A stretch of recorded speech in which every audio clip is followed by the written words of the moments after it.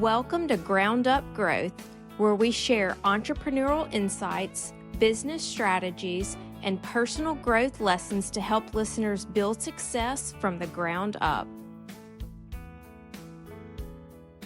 Welcome back to Ground Up Growth. I'm your host, Paul Hopper, along with co-host Hannah Pittman.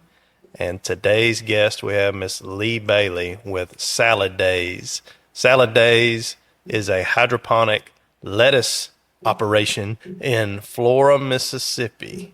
Miss Leigh, thank you so much for coming on. We're very excited about this, learn about some lettuce today and how to grow a big business.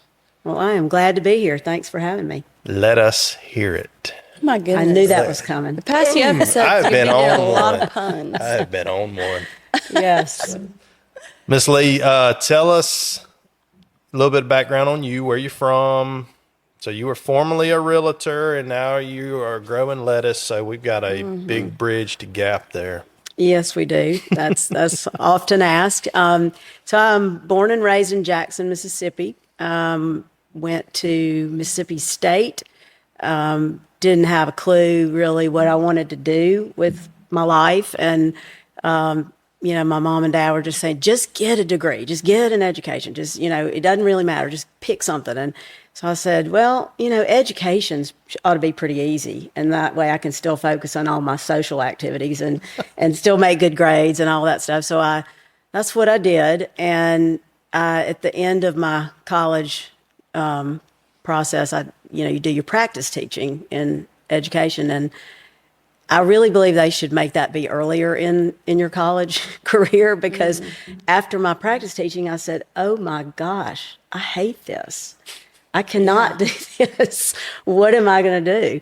And, but check the box, get the degree. And so, I ended up, well, first thing my dad said at that point, when he knew that's not what I was going to pursue, he said, get your real estate license right now. So I come from a real estate family, H.C. Bailey companies, and the lots of development in this area. And so he just said, just do not pass go, just go right in and get your real estate license. So I said, yes, sir, that sounds like a good idea to me. What do I have to lose? This was while you're in college, or? This was when I was just out of college. I think I was 23. So I did the math, and I have had my broker's license now for 40 years. Really? That's 40 impressive. years, and it's still active. I have never let That's very impressive. never let it lapse. And let me back up. Because you're from a family of real estate development, I mean, that's my lane, so I really want to learn. Like, did you have a job growing up? Were you involved as a teenager doing anything? Not anything to do with the real estate world, but my parents, I'm so grateful that they encouraged us to work from the time we were old enough to get a job. We worked summer jobs. My brother and I worked, Christmas holidays, and, any chance to go get a job at a little shop in Highland Village or whatever, just to gift wrap at Christmas or, whatever you can do. And so we had a few little on and off jobs. My brother worked in some landscaping stuff that did have to do with some of my dad's earlier developments, like Summer Tree was one of the early ones. And my brother cut grass up there in the summers. And so they taught us how to work and how to land on your feet and just how to figure it out. And I will never be able to thank them enough for that. That's awesome. It was a good skill to learn. So after I graduated from college and I got my real estate license, I might be a little out of order there. I ended up doing a couple of semesters down at the University of South Alabama in Mobile. And I got involved with some people in the nursery business. It's a huge nursery area down there around Mobile, and got really interested in the plants. And I worked for some people that we did a lot of propagation of ornamentals and selling, it was just a fascinating business to me. And then kind of veered over into a tropical plant business where actually it was my business, my husband at the time and mine, when I was very young. I mean, I was in my early 20s, and it was the type of business where you lease plants to like a doctor's office or a mall or, places where they have pretty plants in the corner in a beautiful pot, and they always look great, and you always wonder, how do those look so good? Well, it's because they're leasing those, and we were doing the maintenance on them. So every week you go in, water the plants. If anything's going wrong with the plant, you bring a new one in and replace it. And it was company was called Foliage Design Systems. It's still around today. I've seen that. Yeah. It's in Gluckstadt. We started it on the Mississippi Gulf Coast at that time. Really? Then we married and moved up here and started it in Jackson. And I did have plants in my blood from a long way That's back. very interesting because like I'm a tree nerd, and I have geeked out when we bought this place here. I was growing live oaks from acorns and just doing the whole thing. And that's very interesting. And it was also blown my mind, the cost of palm trees. Oh, gosh. Yeah. Tell our listeners what a palm tree costs. I don't even know if I can tell you what a palm tree costs, but a lot. And a lot of them don't even make it. When you when you plant them up here, it's hit or miss on whether they're going to even survive. But my husband, Jamie, who is right in, we're partners in the Salad Days thing, and he's a tree nerd too. So that's part of the way we got together was through outdoors and hunting, and he had a farm in Alabama where he's growing every kind of tree you could think of, and so we all had that plant thing in our makeup somewhere. So I got my real estate license in 1986, I guess it was. And my father we had a residential office then with a good many agents, and that went away after a while. But so I started out in residential real estate as a, wet behind the ears kid, didn't know the first thing. And interest rates were 14, 15%. I knew no different. Right. And people were saying, boy, you got in real estate at a bad time. I said, well, I don't know. I mean, I guess it can get better, but if you start out that way, you don't really know. Right. So we did have a lot of new construction. H.C. Bailey was building a lot of smaller houses, and so I had kind of already ready-made listings, and so I learned a lot. Baptism by fire, get in there. We did have a little training program, so that helped, and did that for quite a number of years, I guess till I was about 29. Then ended up having my one child, my daughter, and I decided I would take a little break from real estate while I was raising the baby. And, I really didn't quantify how long that break would be. But after about 6 months of being at home, I said, okay, that's it. That's enough. I got to get back out into the working world. But then I had 0 listings, 0 buyers. I had given everything away to take this break. And my dad came home from a business trip to Atlanta one day, and he said, do you have any interest in a real estate publishing business? There's a company I ran across outside of Atlanta that's does the real estate book, the little digest size color magazine. And Mississippi doesn't have a franchisee, and they're looking for one. And he was trying to sell them some land over there or something. He's always doing that. But so I said, well, maybe I'd look at it, and that would be a way to kind of get back in real estate in a different way. And long story short, I did. We bought the franchise and started it up in Jackson, and so now I am calling on all my old real estate friends to buy ads, and I hung up I didn't list or sell. I wasn't going to compete with people I was asking to buy ads from me. Right. Yeah. But that was great. It was fun. It was it went well. It was the only color advertising available at the time, and it was a great job. And it kind of, my creativity could go into that because I do like photography and design and stuff. And so and then we had to take pictures for every issue. It was somewhere between, I don't know, 300 to 500 homes had to be photographed for each edition every 3 weeks. You had to physically go take physically go drive. We called them drive-by shootings.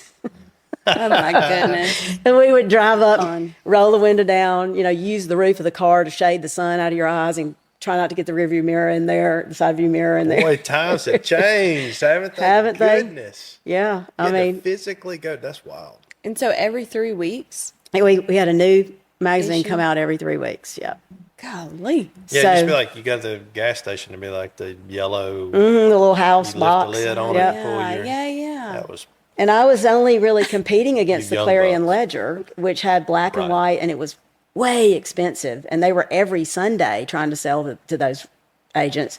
Mine lasted 3 weeks, and it was fit in somebody's purse, and it didn't get newsprint all over your hands, and it was just a better product, and it was less expensive when you Yeah. did the math. So anyway, that was great, and did it for about 7 years. One of our employees ended up buying it from us, and that was fine. I was ready to move back into. My dad was pulling on me to come back to work for him in get into commercial real estate. So Gotcha. that was the next thing, and so I did that for quite a number of years, and I was really enjoyed getting to know more about what he has done and what he was doing. I was on the very front end of developing the Highland Colony Parkway, Oh, wow. of acquiring all that land, and Wow. sitting in on all the meetings with the school board, switching properties with where Madison Central is now. They switched some with us to, it was, so Oh, I wow. got to see that thing You got from, exposed to yeah, some it was- good stuff. it was great. And Renaissance and, all of that. So, I incredible. formed the little Highland Colony Association where we did the security patrol, and I got to set all So that hang up. on. So and you're all right. You started the franchise book thing when you were 29. probably 30, yeah.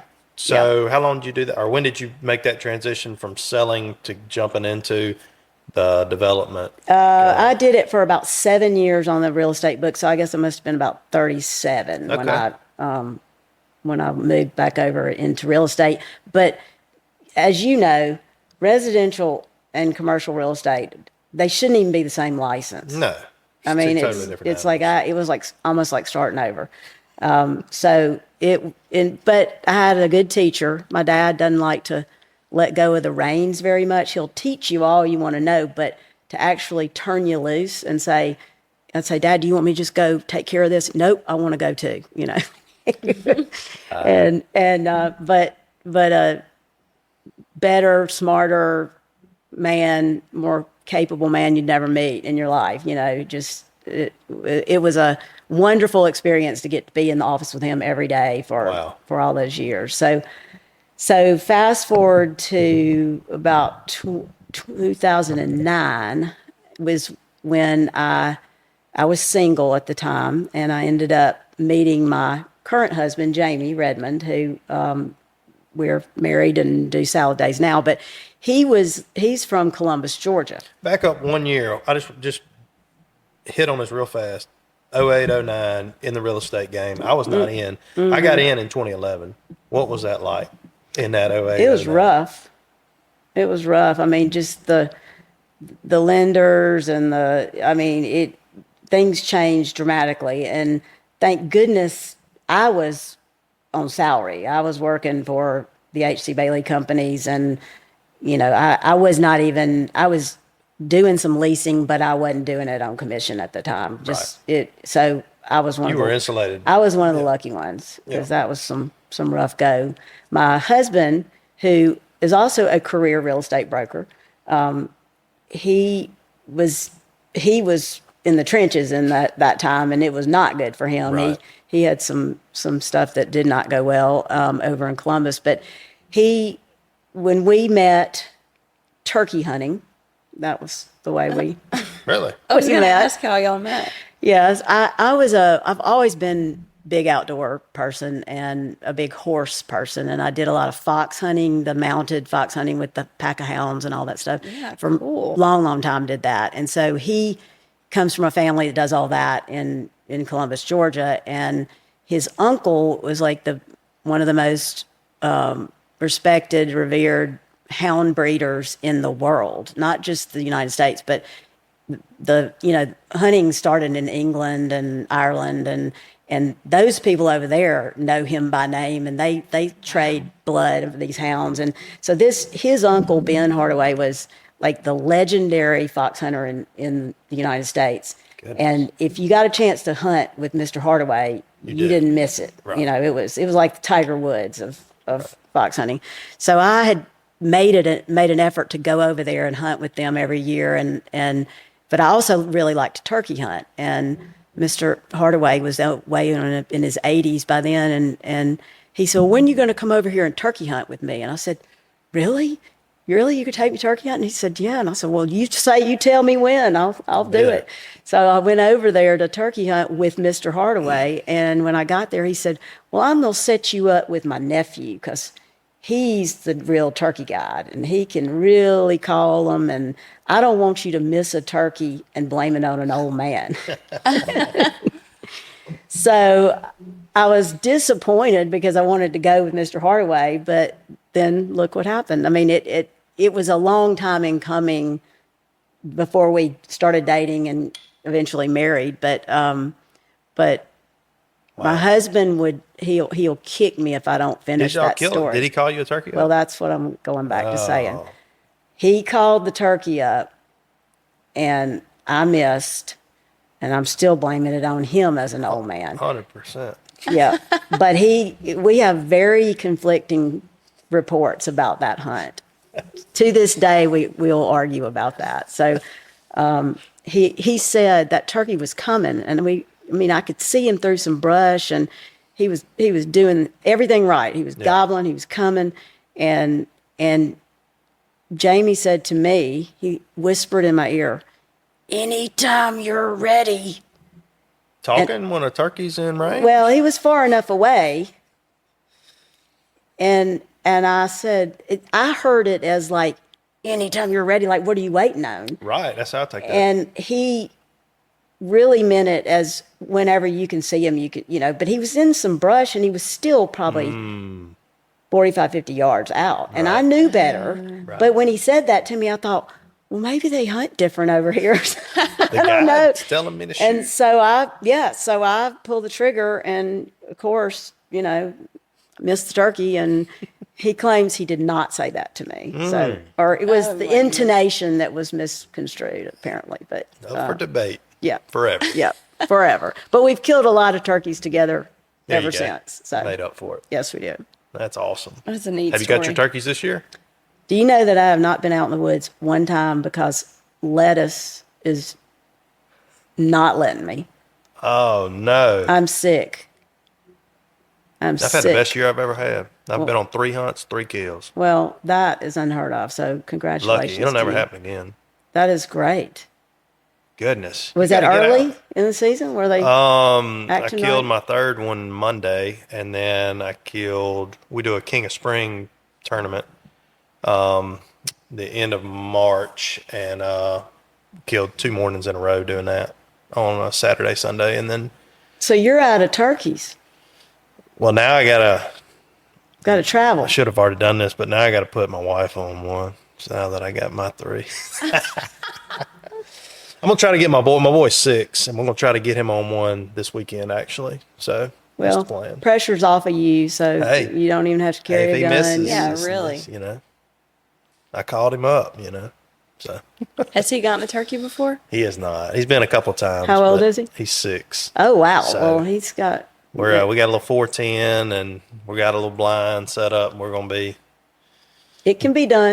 try. I'm gonna be nervous, but It's gonna be cool this weekend too, and it's supposed to be like better. than upper the- 40s at night. Yeah. But anyway. I mean, afternoon turkeys are good too. Oh, those are the and best. at this time of the year, If you he can- gobbles in the afternoon, yeah. you can just You- knock you your safety off just and get ready. Don't move. He's coming. We need to just start a turkey podcast. I feel like that's where this is headed right now.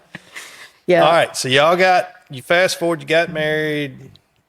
Got married in 2011, and we said, okay, am I moving to Columbus or are you moving to Jackson? And I readily said, I'll be happy to move to Columbus because that's where all the fox hunting and he had tons of places to hunt, turkeys, everything was over there that I wanted to do. And he said, no, I'm ready to make a change. I'll move to Jackson. I was like, nah, are you sure about this? And so that's what we decided he would do that. And so He got over here and he got a little involved in real estate with me, but he said, real estate is a contact sport. And here I am coming late in my career to a new city, a new state. I don't know people. This is just not what I want to do, start over right now. So I got to think of something new to do. And I said, well, you know what? I've been doing this a long time too. And I could be convinced to consider something new. And let's think of what that is. And we spent about 2 years just kicking tires, listening, looking, reading. I mean, things as weird as like we found a bed and breakfast lodge outside the gates of Yellowstone Park that did horseback riding tours in the national forests and all this stuff. And we went out there and looked at the place, and So y'all it was were for willing sale. to move. We were willing to do most anything at that time. We would love to have found like somebody that had a huge tract of land that needed a land manager to live on site and do food plots and all. You know, we would have loved all that. But anyway, looked at that thing in Montana and got there. And right about the time we got there to look at it, was beautiful property and cabins and all that. A tour bus of about 60 Japanese people unloaded into the parking lot, and we watched them go speaking Japanese, and the American horseback riding guides were trying to talk. They'd never been on a horse in their lives. And here you are about to take non-English speaking people out into the wilds. And I said, okay, that's it. Get back on the plane. Not doing that. That would be a little too, especially when we've been riding. Like, I mean, my husband was a professional steeplechase jockey for years. And I mean, we've ridden our whole lives, and that would have been painful. Really painful. Yeah, that would be so tough, for sure. anyway, we looked at growing. There was a new variety of alfalfa that's supposed to grow in warmer climates, and we looked at, because you can't get alfalfa around here, and we looked at that, but that didn't pan out. And we wanted to do something outdoors, and now what are we doing? Did y'all ever Something get in on indoors. the bamboo crave that was kind of around here? We didn't get on that. We looked at hemp. Yeah. But we ended up finding an article that was about hydroponics, and then we found a grower in North Mississippi up around Pontotoc that was doing tomatoes. And we called him up out of the blue and said, you know, would you let us come up there and talk to you? And, you know, we wouldn't be in your market area if we did something. And he said, yeah, that'd be fine. So we went up there and talked to him, and he was selling north, like to Memphis, and we would have been doing it down in this part of the world. So we ended up saying, I think this is what we want to do. I went around, being from Jackson, I know a lot of the chefs, and just started hitting up everybody I knew and said, if I can grow this, would you buy it? And they all said, heck yeah, we'll buy it. As opposed to something that's coming from 3,000 miles away on a truck from California, of course we would buy it. If you can consistently produce high quality produce, we'll buy whatever you got. And so we got letters of intent signed by several of the, you know, people that would carry some weight in this market, Derek Emerson and Robert St. John and Jeff Good, and, you know, some of the people that the banks would listen to, and started doing our research and training ourselves. And we spent 2 years going to classes, reading every book we could find, going and visiting any grower that would let us come. Like, some of them are real ticky about that. They don't want you to, you know, steal their secrets. Your competition in their eyes. Yeah. But we did. I went to the University of Arizona. They're very well known for their CEA, which is Controlled Environment Agriculture, is kind of the broad term for all of this. And it is the way of the future. I'm here to tell you, with the problems going on out west, where all the water, storms, weather, you know, labor, and everything's grown outside. So the risk of contamination is so high that, you know, if you can grow in your own local area safe produce that doesn't have to be blanketed with pesticides, it doesn't have the risk of runoff that, that's coming from a sewage canal, or Yeah. where you're getting the salmonella and the listeria and the E. coli. I mean, how many lettuce recalls have you heard of Yeah. from, just goes on and on. And this is just, it's the way it's going. What's the history with it? Like, how long ago? Well, technically, the Mesopotamians used hydroponics, now in a very rudimentary way, but it goes way, way, way back. And Europe is way ahead of us on doing, indoor grown stuff, just because they're land constrained.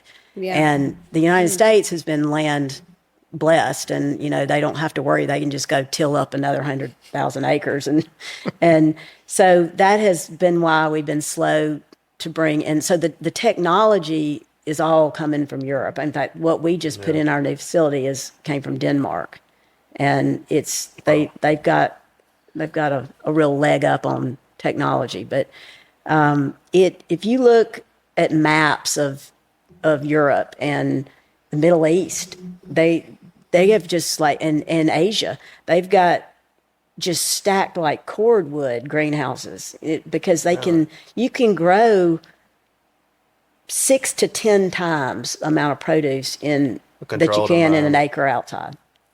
That's very, very interesting.